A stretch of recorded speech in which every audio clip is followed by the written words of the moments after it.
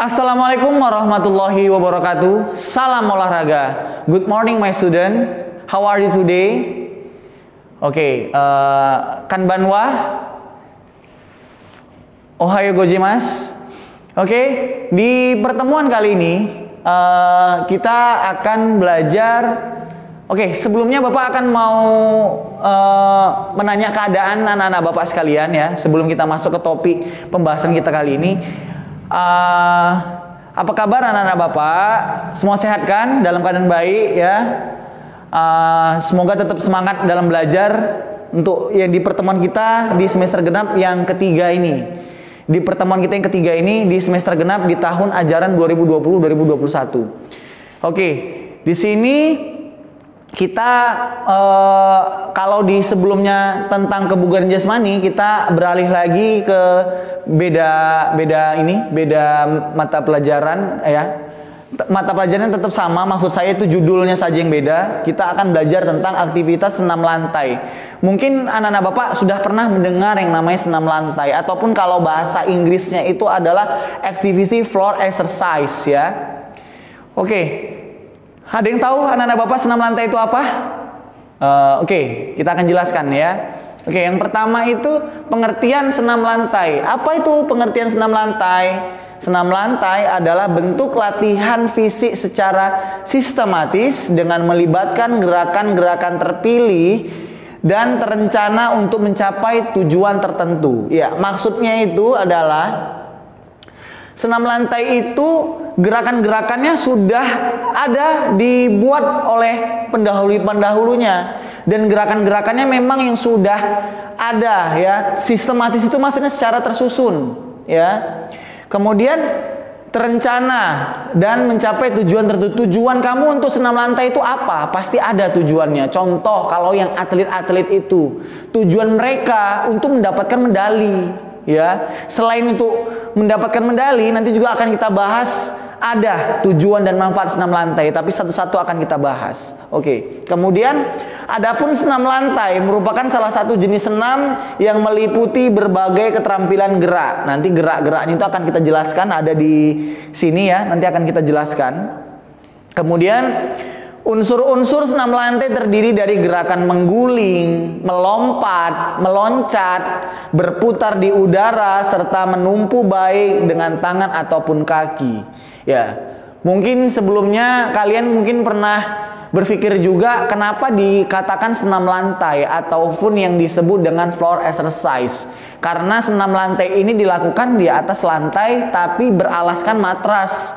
Kenapa beralaskan matras, Pak? Karena supaya badan kamu itu tidak cedera gitu ya. Karena kan kalau kamu langsung melakukan gerakan senam lantai itu tanpa alat pelindung ataupun matras, itu berbahaya untuk badan kamu sendiri. Nanti bisa kesleo ataupun bisa cedera seperti pegel-pegel ataupun mungkin bisa patah ya. Itu karena senam lantai ini termasuk gerakan-gerakan yang kalau dibilang ada yang berbahayanya juga, ada juga yang tidak begitu berbahaya ya.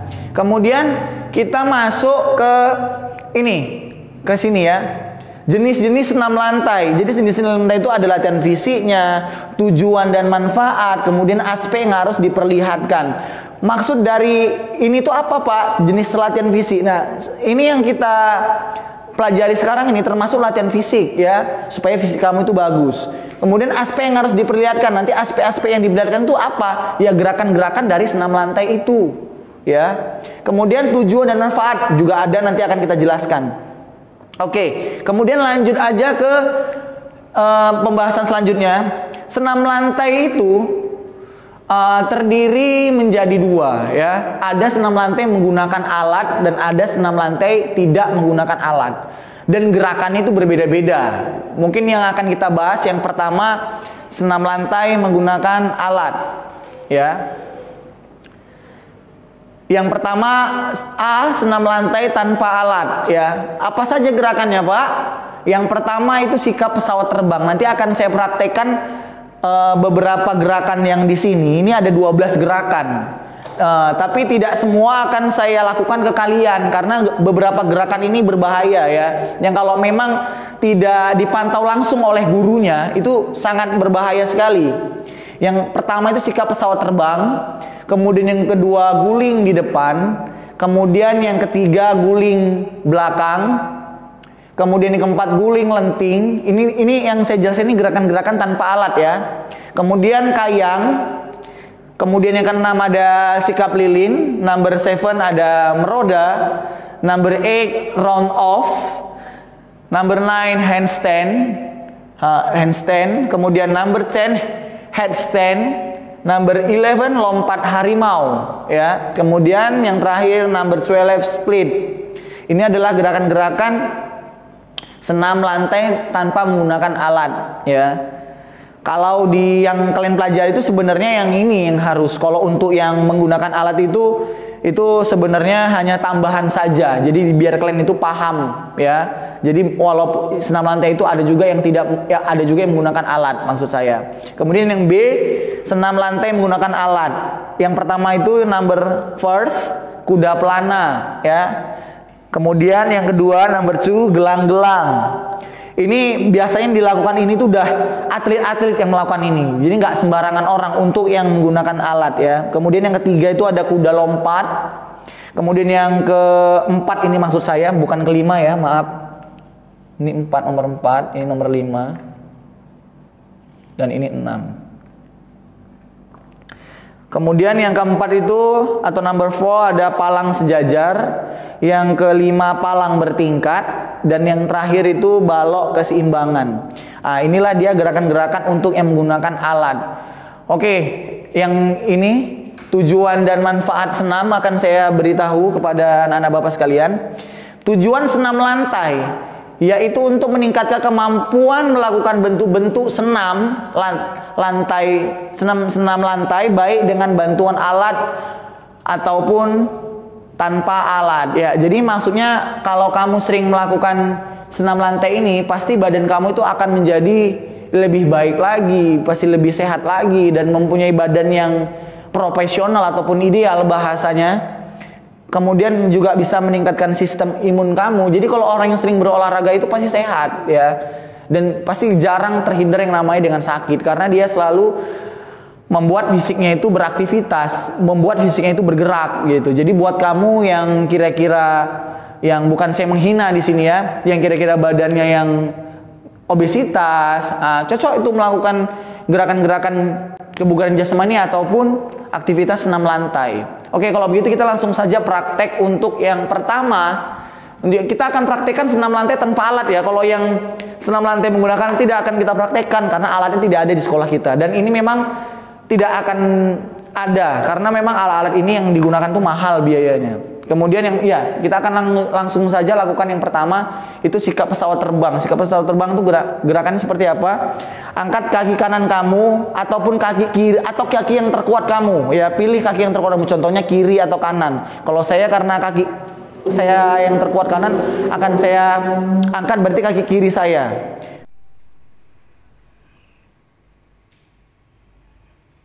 Oke. Kuatkan saja. Yang kedua itu guling depan ya. Guling depan.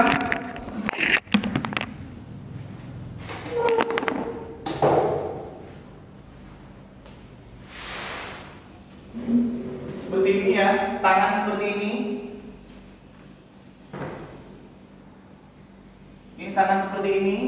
Kedua tangan kamu menumpu di bawah. Kemudian kepala dimasukkan ke dalam dan seperti itu, guling depan akan saya praktekkan kembali. Duduk, jongkok, kedua tangan ditumpukan ke matras ataupun ke tikar ini, kemudian kepala di bawah. Nah, seperti itu guling depan. Kemudian guling belakang. Kalau guling belakang balik ke badannya. Seperti itu, setidaknya seperti itu ya. Kita akan praktekkan sekali lagi. Kita akan praktekkan guling belakang. Jadi guling belakang itu tumpuannya itu bokong kamu, ya. Kamu jatuhkan ke bokong baru dorong ke belakang.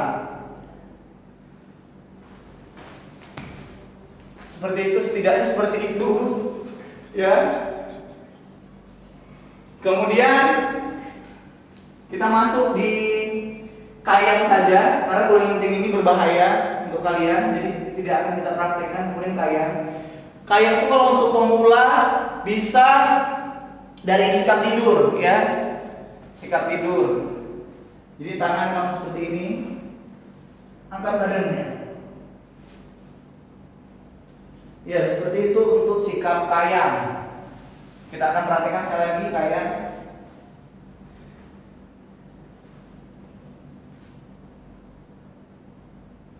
Seperti itu. Kemudian gerakan selanjutnya yaitu sikap lilin. Sikap lilin, tangan bertumpu untuk menahan bokong kamu seperti ini. Seperti ini sikap lilin ya, pandangan lurus ke depan. Seperti itu sikap lilin. Kemudian meroda. Meroda itu sama saja seperti meroda ini cukup berbahaya untuk wanita ya, karena sisi bawah cukup berbahaya. Kemudian kita lakukan handstand aja. Untuk handstand ini butuh bantuan teman ataupun saudara kamu ataupun orang tua atau siapa lah di rumah. Jadi saya ada yang akan menolong saya, membantu saya untuk gerakan handstand. Silakan Pak. Jadi saat di handstand itu tangannya di bawah, kaki di atas. Jadi nanti Bapak ini menahan kaki saya di atas, ya Pak ya. Yuk. Ini namanya handstand, ya. Oke, terima kasih.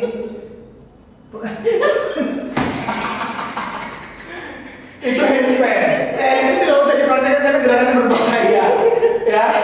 Kemudian yang belum meroda tadi ya, meroda itu seperti kamu loring ya. Ini anggap saja bisa ya, karena saya udah juga lama nggak meloring. Jadi kalau gerakan saya tidak sempurna atau tidak baik, dimaklumi saja. Seperti ini. Seperti itu contohnya setidaknya. Saya akan lakukan sekali lagi.